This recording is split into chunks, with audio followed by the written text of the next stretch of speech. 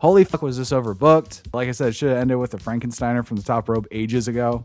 My favorite part of it all was the fact that it started out as a singles match, it turned into a tag team match, and then the end saw the original two guys in the finish. So they finished it with the guys that started the match. So could have saved the tag team. How many wrestlers nowadays could cut a promo with a mannequin head and keep you actually captivated? Because I didn't understand what he was saying, but I was listening. Like, could you imagine Carmelo Hayes doing this? No. There's not a lot of wrestlers that could actually get out there and cut a promo with a mannequin head. And it be Then Taz talks shit to some muscle guy in the crowd. Then the muscle guy rips his shirt off, gets on the apron. Taz starts talking shit to a security guard for no reason and makes him tap with the kata hajime. I guess Muscles just watched everything from the apron and didn't do it. The match goes on for about, I'd say, 3 minutes. Just complete chaos. Then rap music just starts playing. Out comes New Jack and Cronus. So the chaotic brawl continues, only this time, loud, obnoxious rap music is playing the entire time. Out comes Sandman. I guess it was his music that's playing, and he just casually comes out drinking beer and smoking cigarettes and does not give one shit about Tommy Dreamer or Beulah McGillicuddy. That was the best part. The fact that Dreamer is covering up Beulah as he's getting stomped out. Out comes Sandman and he gives zero cracks. Where he and he jumped over the ropes to get like momentum. He just threw it at him. Damn. I would have quit. Like, no, what are we doing? Yeah, the fact that this guy's just flinging his body to get momentum. There was another one too where he just like as uncoordinated as it can get. Like there's nothing pretty about it. He's just throwing this as hard as he can.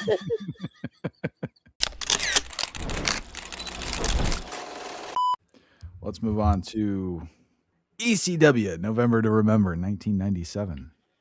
We're in Monica, Pennsylvania. Joey Styles is in the ring. Apparently it's the 5th annual November to Remember, brought to us by ECW. It's the largest crowd in ECW history as well. Styles promises to give us a November to remember. And then it opens with Tommy Rogers versus Chris Candido. Tommy Rogers is one half of the Fantastics. It's a Mid-South tag team. Partner is Bobby Fulton. Candido's look has improved.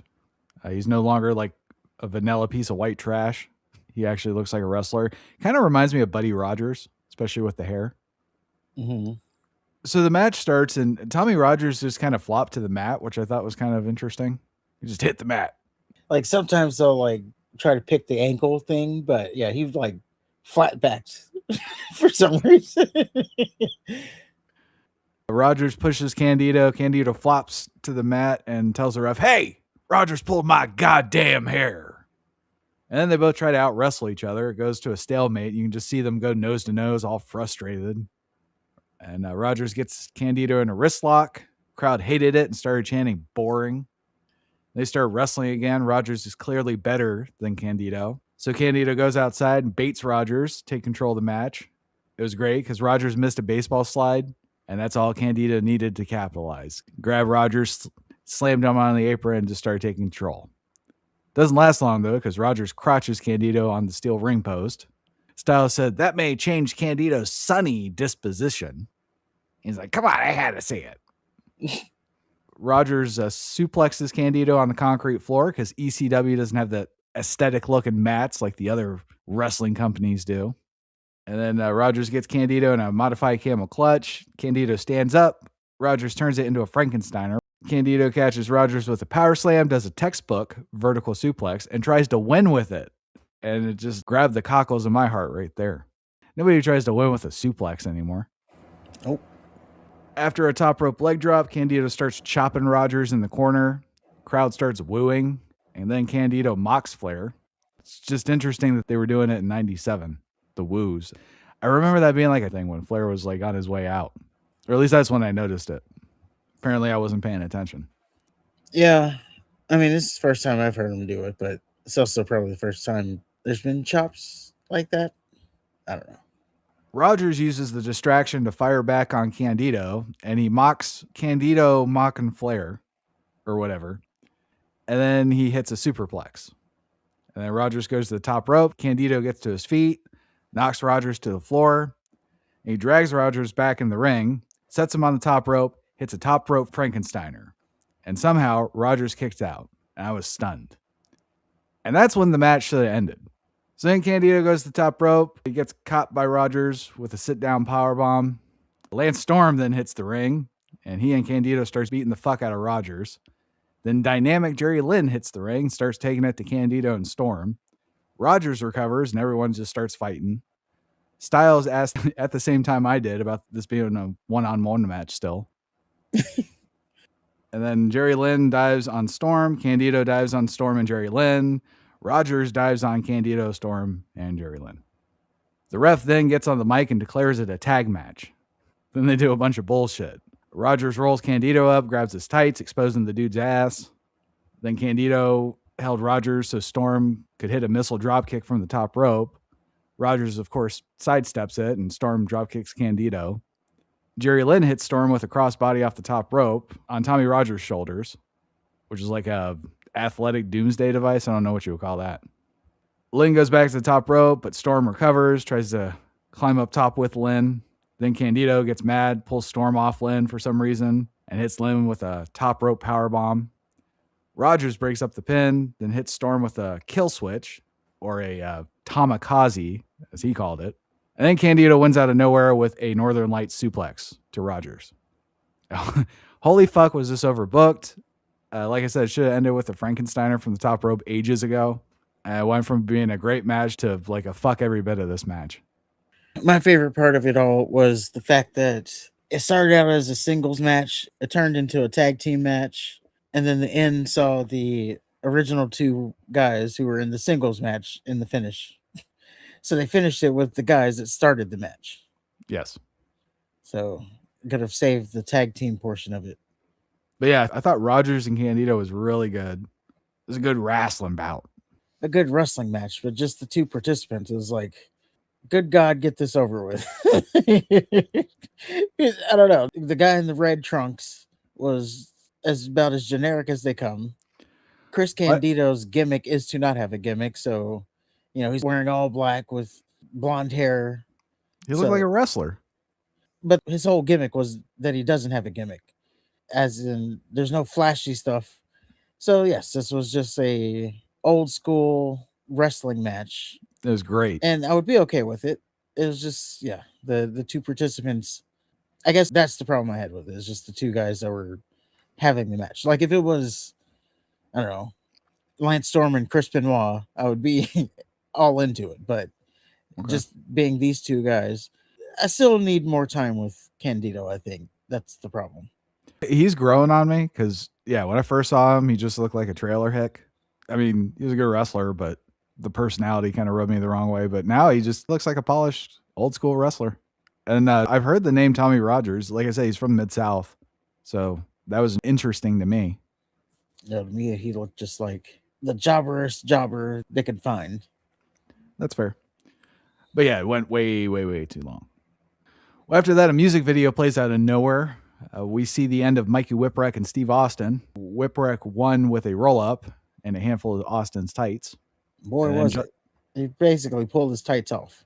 Oh, yeah. Justin Credible is then shown beating some mask guy with a tombstone pile driver. The mask guy immediately gets up after the pin. Turns out that was the great Sasuke. Or Sasuke. Sure. And that leads us to Justin Credible versus Mikey Whipwreck. Just Jason is back. He lost a bunch of weight and muscle.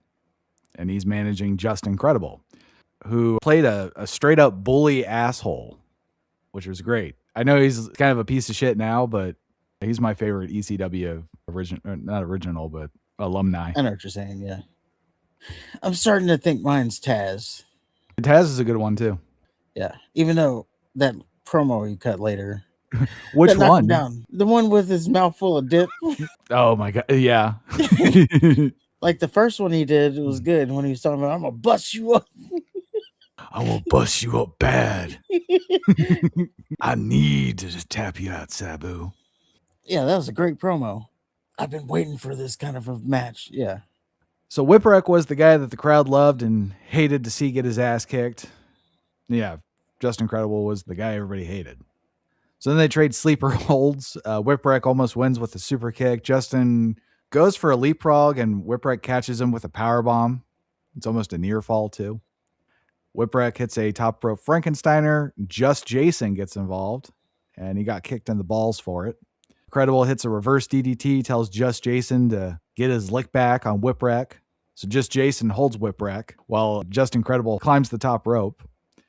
And then Just Jason gets kicked in the balls again. Whipwreck throws him into Credible, and then Whipwreck wins with a whippersnapper. And apparently this is Just Incredible's first loss. Yep. They mentioned undefeated streak no more. I was surprised that Mr. Whipwreck was as over as he was. Like, he got a pretty good reaction. Well, he was ECW champion. I know, but burly. So after that, someone informs Joey Styles that Al Snow is in the locker room getting head. So it cuts to Al Snow yelling about being hurt and missing out on the pay-per-view. He's yelling at his head. He's surrounded by BWO and Spike Dudley, but he's wearing a Job Squad shirt, so I don't know what the fuck's going on. Snow loses his shit, saying he's the star or something. Really had no idea what he was saying, if I'm being honest. That was the whole point, is like he was just talking crazy. Never mind the fact that he was talking to, yes, a mannequin head. And I was just thinking, like, how many wrestlers nowadays could cut a promo with a mannequin head and keep you actually captivated? Because I didn't understand what he was saying, but I was listening. Like, could you imagine Carmelo Hayes doing this? No. There's not a lot of wrestlers that could actually get out there and cut a promo with a mannequin head and it'd be something. I couldn't even envision the ones that are pretending to be crazy today doing something like this. Well, it didn't even need to be crazy. I'm just saying, like... Well, you have to be crazy to promo. be talking to a head. Yes, but I'm saying, like, cutting a promo on something that isn't talking back. Like, you don't have that to build off of your promo. It's like all you one-sided. Not a lot of people could pull that off. Well, then we have Taz versus Pitbull number 2. It's for the ECW World Television Championship. Apparently, Pitbull number 2 called out Taz, so this match is personal. Paul Heyman is on commentary with Styles for this match. And as soon as the bell rings, Pitbull number 2 jumps on Taz, hits a powerbomb, hits a spinning heel kick, hits a shoulder block from the top rope. He goes for a gorilla press slam. Taz escapes, hits a belly-to-belly Tazplex, a T-bone Tazplex, then wins with a Katahajime. The Kamehameha. They played it up like it was going to be a war, but Taz won pretty easy. And then Pitbull number 1 gets in the ring after the match, gets pump handle Tazplexed. And then Taz talks shit to some muscle guy in the crowd. Then the muscle guy rips his shirt off, gets on the apron. Taz starts talking shit to a security guard for no reason. The security guard says he's just trying to protect Taz from muscle guy. Taz then proceeds to beat the fuck out of the security guy and makes him tap with the Katahajime. I guess Muscles just watched everything from the apron and didn't do anything. Yeah. And I guess this was too violent, so Heyman had them cut to Bam Bam Bigelow, and he is tossing Spike Dudley into a crowd. And the crowd catches Dudley, and Dudley crowd surfs, which is kind of a cool little moment. WWE crowd would just step out of the way. Don't touch me. You're sweaty. Ursu, yeah. So yeah, Bam Bam tosses a Spike in the crowd, and then he wins with a tsunami. And then Bam Bam beat Shane Douglas for the ECW World title. And they're having a rematch later. That's going to be our main event.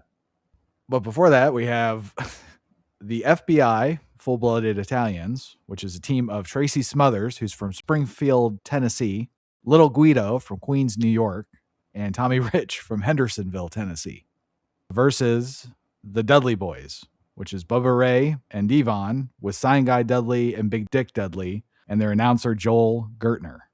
And then we have the Hardcore Chair Swinging Freaks, which is a team consisting of Balls Mahoney and Axel Rotten. And finally, we have the Gangstonators, which is New Jack and Cronus, which is New Jack of the Gangsters, Cronus of the Eliminators. This is just too corny for New Jack. They just literally just threw him in there with someone. So it starts off with Tommy Rich talking shit to the crowd, then says the FBI's got to show what kind of champions they are, then calls someone in the crowd a boy, tells him to shine his shoes. Devon snatches the mic from Tommy Rich. Crowd is back to chanting, "Fuck you, Devon." And it takes forever for Joel Can't Keep From Hurting Her Gertner to introduce the Dudleys. Mahoney and Rotten start the match by swinging chairs, of course.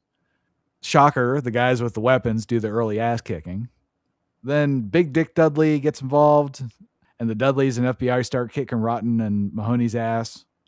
So the match goes on for about, I'd say 3 minutes. Just complete chaos. It's a fucking train wreck. Then rap music just starts playing. Out comes New Jack and Cronus. It's the Gangstonators. So the chaotic brawl continues, only this time loud, obnoxious rap music is playing the entire time. Big Dick Dudley attempted a moonsault, missed, then immediately gets to his feet and chokeslams Cronus. New Jack levels Big Dick with a guitar. Cronus follows up with a 450 splash, then tries to pin Big Dick Dudley like an idiot because, he's not in the match. Bubba does a dive to everyone on the floor. New Jack jumped off the top rope and busted Tommy Rich open with a guitar, which was great because Tommy Rich is kind of a legend. I don't know if you know who that is. I don't. Yeah, he's kind of an old school Southern wrestler. He was NWA champion. I think he beat Harley Race. So seeing him in ECW is kind of interesting. So he gets hit. New Jack hits him in the head with the guitar. He gets knocked out, but then he gets up and then just starts seizing like in the middle of the ring, all busted open. And then he falls over again. Loved every bit of it. So Cronus goes to the top rope, presumably to hit Rich with a 450 splash. But then Bubba gets in the ring and starts looking confused at Rich. Meanwhile, back on the top rope, one of the FBI guys gingerly touched Cronus's back with the Italian flag. So Cronus goes flying off the top rope and Bubba hits him with a Bubba cutter. And then Dudley's eliminate the Gangstonators. And then thankfully, the rap music stops. Unfortunately, the match continues. I thought that was the end of the match. I'm like, thank you. No, it was an elimination match, even though they got there last and eliminated first. And it was really weird watching the rest of the match without the music. Well, that was New Jack's thing. Well, this is because it's on Peacock. Because from what I remember, it was almost like Tupac or something to that effect. Or maybe because it was early ECW. They haven't perfected it yet. I don't know. I have no idea. I really wish we could watch the original version of these, though. I'd love to see these with the original theme songs. Yes. It would really enhance it. Like whatever Sandman comes out to. I think he came out to Metallica. Yeah, he came out to Enter the Sandman. Like a 7-minute song, which is why his entrance is so long. Yeah, which would make it just even more epic with him smoking and drinking. And mm-hmm. But that shit he comes out to now, it's like, get it off. Royalties. Yeah, so the Gangstonators are eliminated, then Bubba beats the shit out of Balls Mahoney for a while. Joel Gertner throws powder in Bubba's face because he's an idiot. And then Bubba and Balls Mahoney hit Devon with a 3D because Bubba was blinded. So that eliminates the Dudleys. Now it's down to the hardcore chair swinging freaks in FBI. Axel Rotten pretends to be Dusty Rhodes for some reason. And then Balls beats the shit out of Little Guido, takes out the ref in the process. Another ref comes in just as Balls goes for the cover. The new ref counts to 2, then starts tending to the first ref. Balls gets pissed and goes after ref number 2. Ref number 2 then kicks Balls in his balls. Little Guido hooks in a schoolboy and gets the win. Axel wants to beat the shit out of the ref that got knocked out after the match for some reason. Wanted to take it out on him.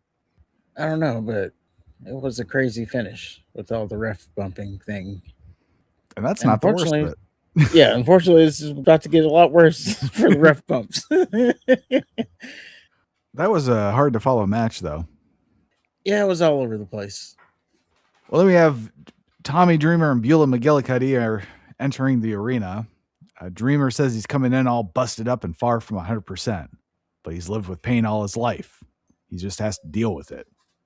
Dreamer says RVD is better than him in every metric, and if this was any other match, Dreamer would surely lose. But Dreamer is fighting for ECW. And then we see a RVD Tommy Dreamer hype video. And that leads us to RVD versus Tommy Dreamer. And apparently this is a flag match. I don't know how. Dreamer's coming into the match with a separated shoulder and a broken heel. Bill Alfonso, I guess, is the senior vice president of extreme affairs for the World Wrestling Federation. So he's happier than a pig in shit, I guess. Styles goes nuts over Beulah. She's maybe a 6. Yeah. So they start, and Dreamer's injuries handicap him right off the bat, of course. And true to Dreamer's word, Van Dam has proven to be better in every way. But Dreamer stays in the match with pure grit and determination. So he goes for a DDT. RVD bails to the floor. Dreamer follows, kicks his ass, and then Van Dam gets busted open. RVD recovers with the help of Bill Alfonso. The crowd starts yelling, "Sit the fuck down" at RVD. RVD did a backflip off the top rope into a drop kick onto a chair that Alfonso was holding. One fan shouts, "You fucking suck. Van Dam's a bitch." Dreamer recovers, hits RVD with a neck breaker off the top rope, then goes for a pin. And I was confused because this is a flag match, so I don't understand why he's going for a pin. But apparently that's how you win. Maybe. I don't know. But as Dreamer was going for the neck breaker, that same fan was going, "Yeah, get him!" It's fucking great. Dreamer goes to the top rope, but Alfonso whacks his injured heel with a steel chair. RVD does a moonsault to Dreamer with the chair draped over him. As RVD is going for the moonsault, Dreamer gets his feet up with the chair, and that fucks RVD up. When Dreamer goes for his DDT onto a chair, but it's blocked, and Dreamer basically takes a back bump on the chair. And then there's some back and forth. Van Dam dodges a move from Dreamer by doing the splits on the top rope. Dreamer snatches RVD, hits the DDT. But Alfonso drags the ref out of the ring, clocks him in the head with a road sign. So, of course, Dreamer can't win then. So another referee comes out. The match continues. RVD tosses. There's no DQs in ECW, is there? I don't think so. Well, RVD tosses a chair in Dreamer's face, but Dreamer happens to catch it, and he clocks RVD in the head with it. And he goes for a cover, but a third ref comes and stops the count from the second ref. Then he decks the second ref for some reason. Dreamer tries to DDT the evil third ref, but RVD recovers, and then Dreamer starts whipping RVD, and he goes for another pin. A fourth ref enters and starts counting. The evil third ref takes him out. Then the evil third ref wants to fight the second and fourth ref at the same time. Beulah comes in. She kicks evil ref number 3 in the balls. And then refs number 2 and 4 do a double DDT to ref number 3 and then pose like Tommy Dreamer. Then Bill Alfonso comes behind the posing refs and punches them both in the balls. Yes. RVD snatches Beulah, but Dreamer saves her. And then he hits a pile driver, and RVD sold it beautifully. I guess Beulah's playing ref now because she's starting to count the pins. Dreamer hits a DDT, and then the match is just declared over. I don't know. Then Dreamer goes to drape the ECW flag over RVD. Doug Furness and Philip LaFawn come out for the save, but Dreamer thwarts them. But Stevie Richards, that dastardly bastard, comes out of nowhere, kicks Dreamer's teeth down his throat. RVD does a frog splash to Dreamer where they hold a trash can on him. Then the 3 bad guys count the pin while RVD covers Dreamer. Alfonso declares RVD the winner, holds up a WWF flag while a table's being drug into the ring. Dreamer's put on the table. They drape the WWF flag over him. Then they call for Sabu, come out. So Sabu comes trotting out, all giddy, climbs the top rope. Beulah gets in Sabu's way, attempting to, save her man. And Sabu, without missing a beat, just dives and hits her with the top rope clothesline. Beulah's out. And then Dreamer just flops off the table and covers Beulah with his body, and the bad guys just stomp the shit out of him while music plays. And then out comes Sandman. I guess it was his music. It was his music that's playing, and he just casually comes out drinking beer and smoking cigarettes and does not give one shit about Tommy Dreamer or Beulah McGillicuddy. That was the best part. He had zero care for what was happening with the fact that Dreamer is covering up Beulah as he's getting stomped out, and out comes Sandman, and he gives zero craps about that. So Sandman keeps walking around the floor, walks under a table, then back under it, looks at the fans a lot, and finally finishes his cigarette. Then he poses on a ladder, and Sabu has had enough of that shit and dove on Sandman from the ring. So we get Sabu versus the Sandman, and no idea what happened to Dreamer and Beulah. Apparently they were done. Yeah. This was a train wreck. Now, I don't know if the modern product had just made me soft, but I was very scared for this match. No shit. I was like, oh, someone's going to kill themselves. So I'm going to watch someone die right now. Well, Sabu does a moonsault. Looked like he fucked his knee up like right off the bat. Sandman threw a ladder at Sabu like a shot put from like he threw it in such a way that he tumbled over the ropes. Was it the one where he like He had it jumps? like a football and he threw it at Sabu on the floor and Yeah, he he tumbled jumped over over. the ropes to get like momentum. He just threw it at him. Damn.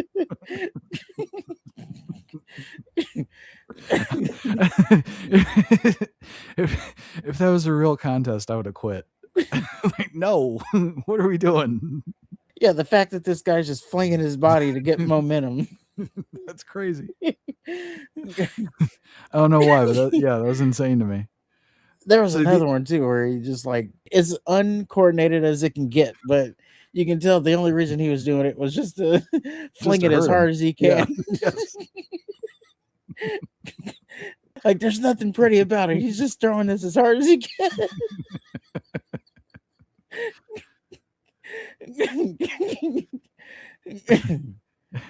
Well, they beat the fuck out of each other. Sandman suplexes a table onto Sabu and then puts Sabu onto a table, slams his head through it, and the table just breaks. Sandman puts Sabu onto another table. It's a bridge from the ring to the guardrail. And then Sandman does a leg drop through the table. It looked like Sandman missed every bit of it, too. Sabu manages to recover, puts Sandman through a table bridge of his own with a springboard leg drop. They get back in the ring. Sabu just whips Sandman's ass, even hits an early version of Cody Rhodes' disaster kick. Spills to the floor again. Sabu tries to put Sandman through another table and fucks up. Like he tried to ride the ladder through the table, but ended up falling straight to the concrete. Sandman puts Sabu on another table bridge. I guess they just respawn like Mega Man, these table bridges, because they just kept appearing. Sandman climbs the top rope, tries to do a front flip to Sabu through the table bridge, but Sabu moves at the last second. They hit the ring again. Sandman hits a superplex onto a tiny ladder. Then Sabu gets a fork from somewhere and just starts stabbing Sandman with it. Which again, that's when you just go, okay, we're done. Yeah. Like you got a fork, man. Bill Alfonso all of a sudden has Sandman Singapore Cane on the apron. This distracts Sandman. So Sabu tries to hit him in the face with a fireball, but Sandman's ready for it. He manages to block it. Then he goes for Alfonso. Sabu saves Alfonso, and he puts Sandman through another ladder bridge. And then Sabu uses the ladder to leg drop Sandman from the top rope, and it's finally over. Yeah, and the car crash is over. Styles insists that they show replays. Well, because they were just showing him twitch. He's just laying there. Yeah. Like, can we show a replay or something? Well, it is Joey Styles. He tells us up next that it's Shane Douglas's quest for his third ECW heavyweight championship, should he beat Bam Bam Bigelow. But first, he needs to pimp the ECW merchandise catalog. But then Taz pulls up, and he starts talking shit to Bam Bam. Says he wants Bam Bam to win his match tonight so Taz can face him at the next pay-per-view, Living Dangerously, which we will see. Taz then officially challenges Bigelow. He doesn't mention the muscle dude from earlier. In fact, that muscle dude is never brought up again. Good for him. I wasn't sure if Taz had dental work or if his jaw was broken or, like you said, if he had dip and he didn't know how to chew it. But yeah, he was all mush mouth, fucked up his line, something awful. Yeah, it sounded like he had dip in. Or I assume he had dip in. He never even got the name right of the pay-per-view. He was like, dangerously, dangerous something. I don't know. His style, that's your job. You do that part. Or something like that. Terrible. Which is I think I would have him. Now. It is. Because he's a commentator, it's hard to see him as a badass. That's fair. Finally, we get Bam Bam Bigelow versus Shane Douglas. ECW World Heavyweight Championship. And Bam Bam demanded to come out first for some reason. Douglas comes out with Francine, who's on crutches. Apparently, Francine got between Bam Bam and Douglas during one of their matches. So Bam Bam broke her pelvis. Makes sense to me. So the bell rings. Bam Bam plays the monster. Douglas is the scrappy fucker that won't die. Douglas goes for his belly-to-belly suplex. It's blocked. I like how that's we talked shit about it the first time we saw it, but now it's like an actual move. Yeah. So that's good. Douglas tries a power slam, but Bam Bam's too fat. Douglas tries a crossbody from the top rope. Bam Bam catches him, plants Douglas on the mat.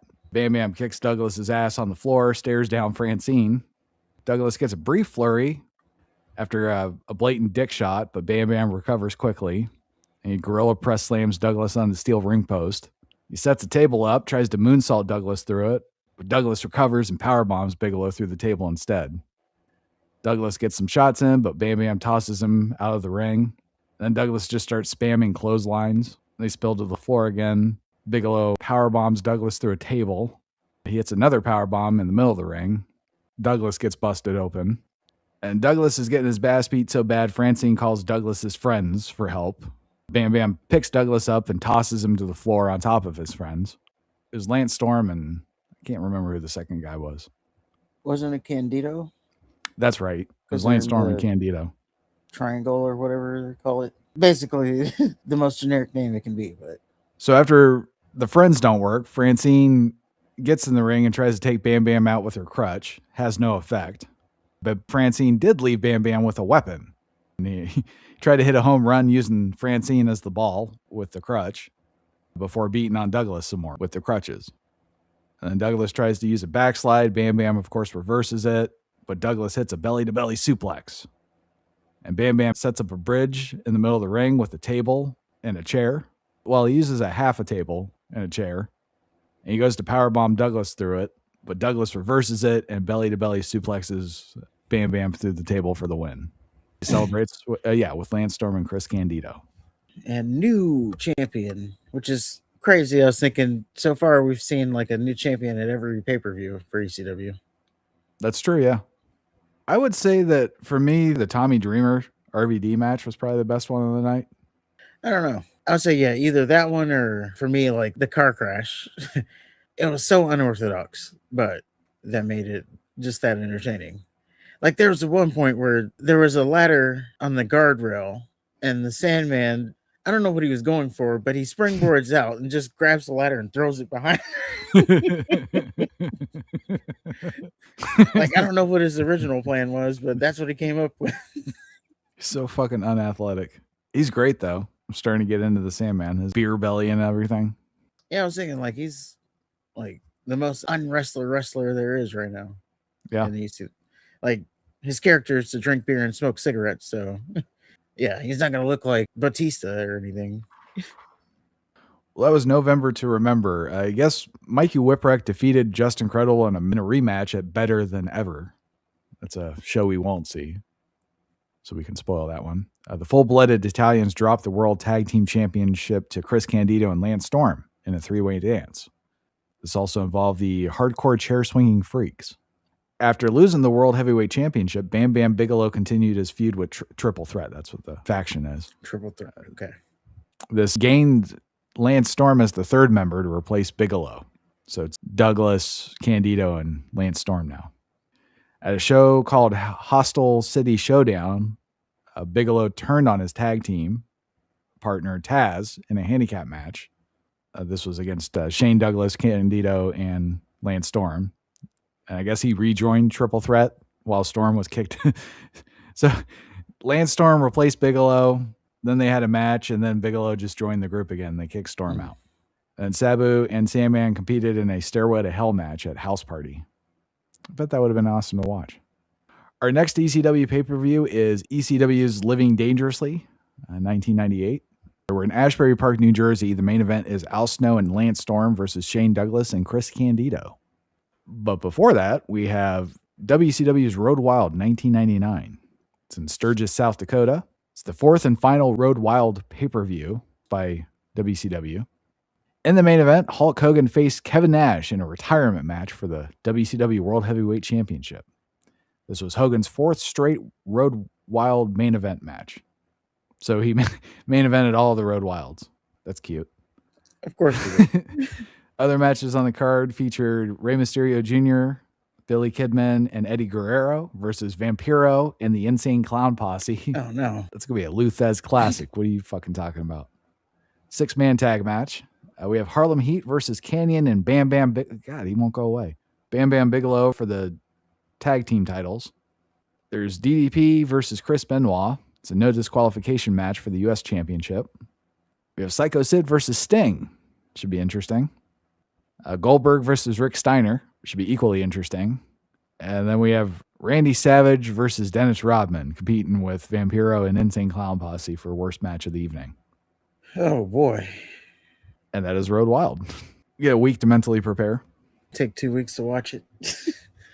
I mean, honestly, I would say probably the Dennis Rodman, because what they did with him last time, he wasn't too bad. You kidding me? Yeah, they were very protective of what they did with him. Okay. So I think it wouldn't be too bad. I guess we'll see what happens.